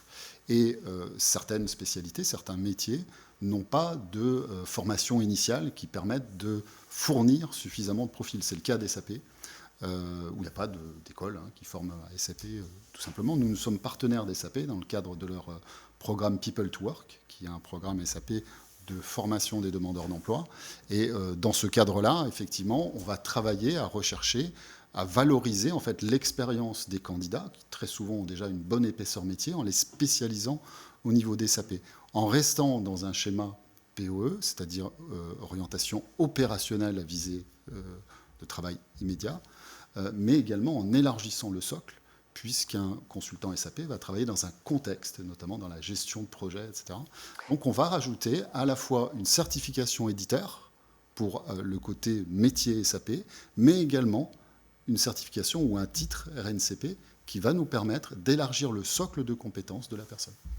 Stéphane Fan, quelle piste de préconisation, d'évolution, pour faciliter l'évolution des compétences tirées de cette étude sur le numérique? Ça rejoint ce qui a été dit. Le premier volet, c'est l'expertise technologique. Donc renforcer toutes les compétences liées à ces technologies. Vous avez mentionné SAP, Salesforce ou autres. Mais il y a aussi, bien sûr, l'intelligence artificielle aujourd'hui. La cybersécurité également, qui est un enjeu fort. La data, on en a parlé, ces métiers de data scientist ou data analyst, une convergence des deux, enfin, hybridation des compétences. Et également tout ce qui a trait aux outils de cloudification. Donc c'est le constat que nous avons opéré sur un premier volet, très technique. Et le second volet, ce sont toutes les compétences transversales, les soft skills, avec renforcement des compétences managériales, management hybride, management agile, et un développement aussi des compétences indispensables liées au conseil client, à la fois le côté relations et à la fois au volet pédagogie. Julien Mercier, quels enjeux pour vous de formation sur ces nouvelles compétences à moyen terme dans les petites entreprises qui sont nombreuses dans le secteur numérique? Je reprends ma casquette de Fédération Sinov. On tend à sensibiliser les chefs d'entreprise, notamment par rapport à l'IA, parce qu'effectivement, les compétences au niveau des TPE-PME sont importantes. Pourquoi? Parce que aujourd'hui, l'IA, si on parle que de ça, peut avoir des enjeux très forts en termes de gouvernance de la donnée, en termes de sécurisation de la donnée, des cas d'usage. Et donc, du coup, on pense qu'il faudrait qu'il y ait des formations, soit des chefs d'entreprise ou d'un référent au sein des entreprises, d'une personne qui ait une vision un peu 360 degrés, sans être un expert, sur les sujets effectivement de cyber, sur les sujets de cloud, sur les sujets de data, pour qu'ensuite il puisse aller rencontrer des experts métiers et créer sa propre stratégie. Et pas en fait avoir des entreprises qui sont non sachantes et qui ne soient pas en capacité de piloter en fait leur stratégie IA data. Donc je pense qu'effectivement il faudrait qu'on arrive à former des gens effectivement un peu généralistes pour qu'ils puissent effectivement tirer tous les leviers de la data et de l'IA.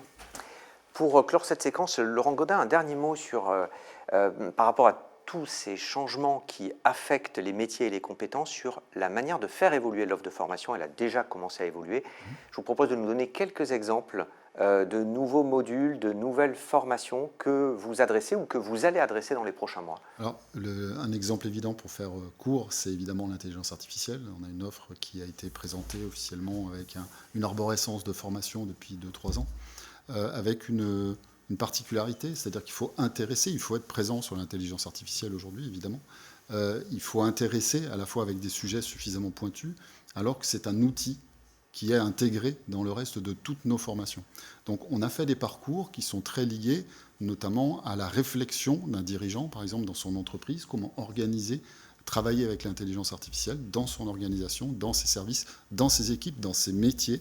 Donc on essaye de faire un parcours, on a même développé une offre d'intelligence artificielle qui va correspondre à chacun des métiers qu'on va trouver dans l'entreprise. Quand on fait une offre sur un gros organisme comme nous, il faut avoir quelque chose aussi d'universel, avec des thématiques qui sont sur l'étagère. Voilà, c'est un des exemples que l'on peut donner. On a aussi des offres qui évoluent avec, bien évidemment, nos partenariats éditeurs.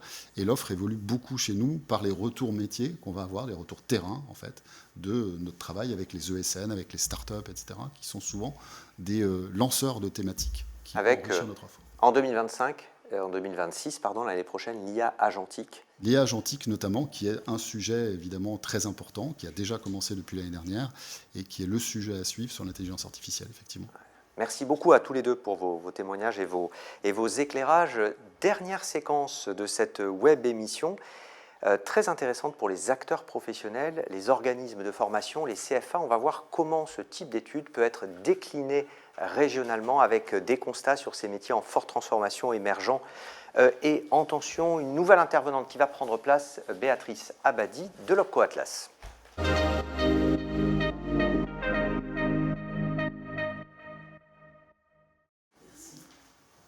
Et on va vous proposer en ouverture de cette toute dernière séquence de quelques minutes, on arrive bientôt à la fin de notre web émission, un dernier quiz. La question est la suivante: parmi les métiers suivants, lesquels, vous avez plusieurs choix possibles, affichent le taux de tension le plus élevé dans la région Pays de la Loire? Est-ce que c'est géomètre, auditeur, data scientist ou juriste? Béatrice Abadi est arrivée sur le plateau. Bonjour. Bonjour Nicolas. Béatrice, vous êtes à la fois déléguée régionale Pays de la Loire et Centre Val-de-Loire pour l'Opco Atlas et vous êtes aussi directrice adjointe du réseau et de la proximité client. Vous avez eu la possibilité de décliner l'étude décrite et décryptée par Stéphane Fan en région Pays de la Loire. Cette étude sur les 3 types de métiers, tension, transformation, émergent, avec vos partenaires régionaux, c'était finalement la première déclinaison régionale de cette étude. Oui, absolument. C'est vrai que quand Stéphane m'a présenté cette étude avec la possibilité de pouvoir la décliner en région, j'ai tout de suite sauté sur l'occasion parce que, effectivement, région Pays de la Loire, on a une proximité avec le conseil régional puisqu'on a signé un contrat d'objectifs sectoriels en 2024. Alors, c'est quoi le contrat d'objectifs sectoriels en quelques mots, hein, ça aborde 4 axes, dont un axe observation, un axe orientation, attractivité des métiers, etc., un axe formation des demandeurs d'emploi et formation des salariés. Donc sur l'axe observation, tout naturellement, je me suis dit qu'il y avait forcément de l'intérêt puisque ce contrat d'objectifs sectoriel est signé par l'ensemble de nos fédérations, donc est aligné sur les filières portées par Atlas et associe aussi le rectorat, France Travail, etc. Donc de multiples partenaires, un cofinancement. Et on va découvrir les résultats clés qui ont été livrés tout récemment. Mais juste avant, quelques données clés en fait, à nous partager pour situer ce que représente Atlas en région Pays de la Loire. Oui, alors c'est vrai que c'est une région qui couvre 5 départements. On représente environ 6% de l'ensemble des effectifs d'Atlas. Et on a quand même quelques caractéristiques assez frappantes, c'est-à-dire qu'on a un département, le département de la Loire-Atlantique, qui vraiment concentre un maximum d'effectifs de tous ces emplois salariés des secteurs, avec 66% donc des salariés qui convergent sur la Loire-Atlantique. Et puis, on pourrait même parler d'une hypertrophie, j'ose le mot, pour présenter les métiers du numérique. C'est 82% des emplois numériques concentrés en Loire-Atlantique, voire même plutôt autour de la métropole nantaise. Ouais, avec une autre spécificité, c'est la surreprésentation dans la région des métiers de l'assurance. Exactement, oui, on est quelques points au-dessus, alors avec des grands sièges importants aussi qui sont présents sur le territoire, notamment sur la Sarthe.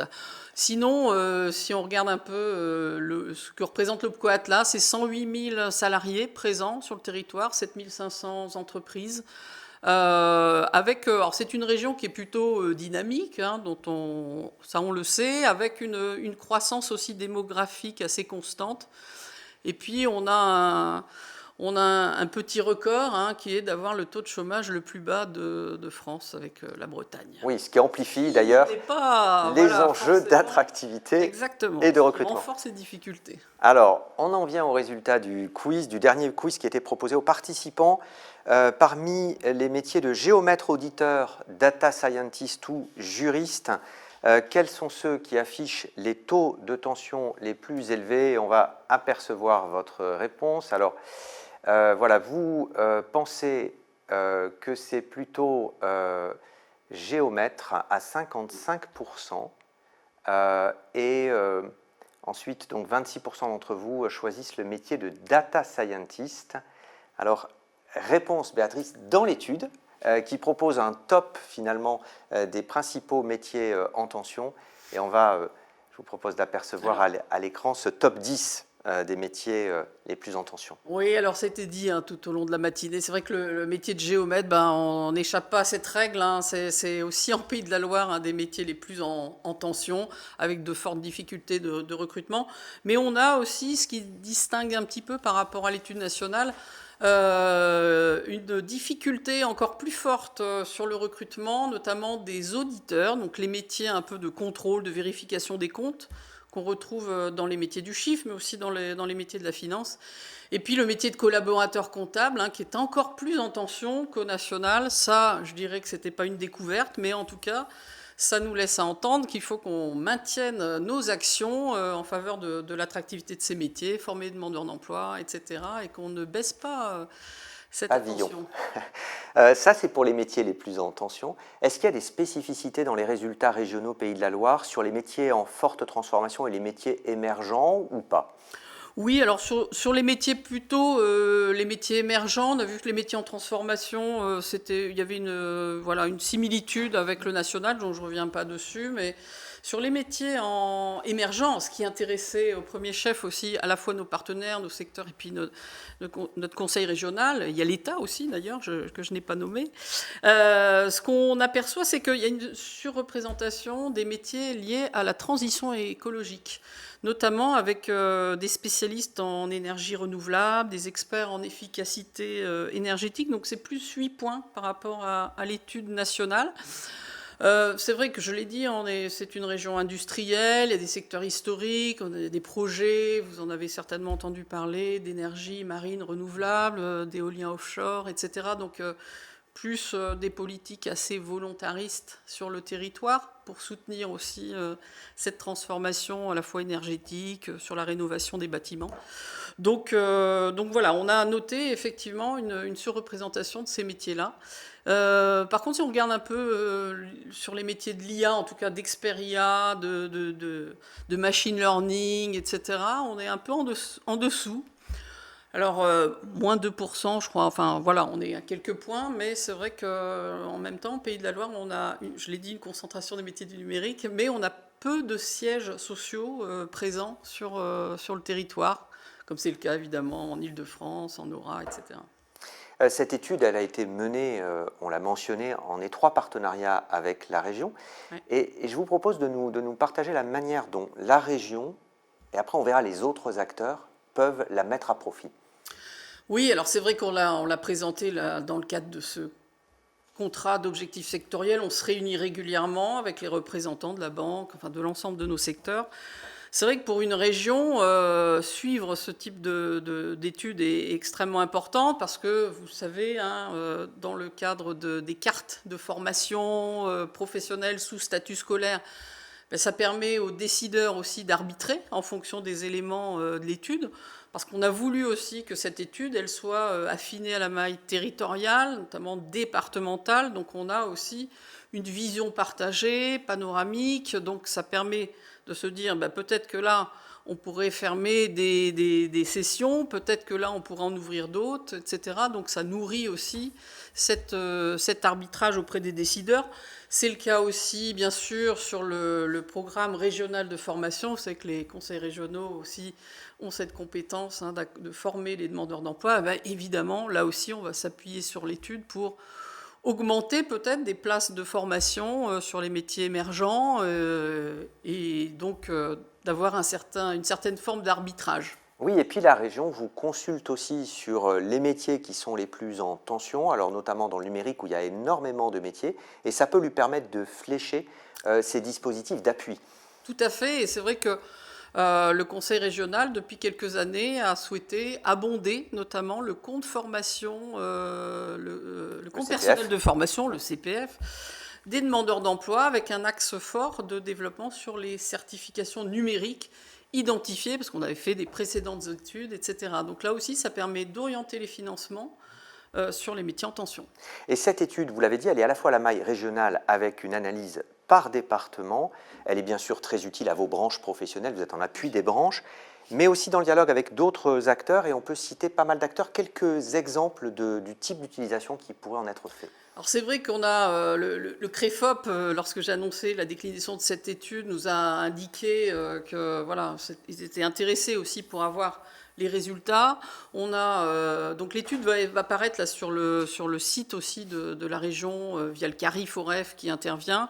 Et puis pas plus tard que cette semaine, on a commencé à réfléchir aussi pour essayer d'identifier des suites de parcours pour des demandeurs d'emploi, des personnes en reconversion, etc. Donc avec les organismes de formation, avec les CFA. Donc on a prévu aussi de communiquer ces prochaines semaines auprès des CFA pour donner aussi ces tendances. Merci beaucoup Béatrice, et aspect intéressant pour tous ceux qui nous écoutent, Stéphane Fan, cette déclinaison elle va être suivie de beaucoup d'autres puisque à terme, toutes les régions vont être concernées par cette analyse régionale et départementale. Oui. On a prévu un calendrier d'ici avril, un calendrier de livraison d'ici avril où on va couvrir l'ensemble des régions de la France hexagonale. Et on adoptera dans les déclinaisons toujours la même logique, une entrée régionale, une entrée départementale, avec une logique croisement des constats nationaux et confronté avec la contextualisation régionale et départementale. Le deuxième volet, bien sûr, l'implication des acteurs institutionnels régionaux, qui peuvent être divers et variés. Enfin, chez Béatrice, ils étaient nombreux, et c'est également le cas sur les autres régions. Et particularité aussi de ces analyses régionales, même si je vous avais présenté la logique du méta-référentiel et méta-métier sur l'étude nationale, sur le volet régional, on a pris parti de se caler sur la nomenclature du ROM 4.0, de façon à ce qu'on ait un dénominateur commun et un langage commun lorsqu'on parle de métiers qui sont en tension, en forte transformation, et qu'on puisse les repérer facilement. Ouais, c'est ça, la nomenclature, répertoire opérationnel des métiers et des emplois. Donc 4.0, on arrive à la fin de cette web émission. On peut peut-être préciser que le replay, les visuels qui ont été partagés, ainsi qu'une synthèse vous seront envoyés à vous, participants, dans le courant de la semaine prochaine. Un tout dernier mot pour conclure cet événement, Stéphane Fan, et la suite de ces web émissions en 2026 ? Alors, même logique, 3 web émissions, probablement au mois de juin et courant automne et fin d'année. On n'a pas encore défini le calendrier ni les thèmes, mais on a de nombreuses études dans les tuyaux et il y aura des restitutions intéressantes. Merci beaucoup, merci à tous les deux et merci à vous, merci à toutes et tous de nous avoir suivis et d'avoir largement contribué via le fil de discussion à cette web émission. À bientôt, merci. Merci.